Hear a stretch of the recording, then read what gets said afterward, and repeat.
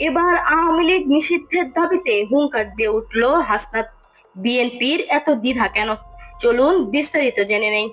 আসসালামু আলাইকুম। বাংলাদেশের অন্তর্বর্তী সরকার সন্ত্রাস বিরোধী আইনের আওতায় আওয়ামী লীগের সব কার্যক্রম নিষিদ্ধ ঘোষণা করেছেন। এই সিদ্ধান্তের পেছনে ছিল জাতীয় নিরাপত্তা ও মানবাধিকার লঙ্ঘনের অভিযোগ। বিএনপি নেতারা বলছেন আওয়ামী লীগ নিষিদ্ধ, তারাও চায়। তবে নিষিদ্ধ করার যে প্রক্রিয়া সেটি নিয়ে তাদের দ্বিমত আছে। তবু এ বিষয়ে চূড়ান্ত সিদ্ধান্ত দলের সবাই নির্ধারিত হবে। বিএনপির হিসাবে আমরা এই সিদ্ধান্তের নেওয়ার মালিক নই।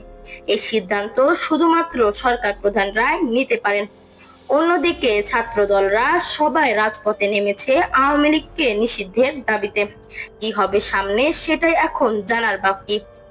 রাজনৈতিক বিশ্লেষকরা বলছেন আওয়ামী লীগ নিষিদ্ধ হলে বাংলাদেশের বহুদলীয় গণতন্ত্রের কাঠামো দুর্বল হয়ে পড়বে, যা ভবিষ্যতে বিএনপির নিজস্ব রাজনৈতিক ক্ষেত্রে হুমকি হয়ে দাঁড়াতে পারে।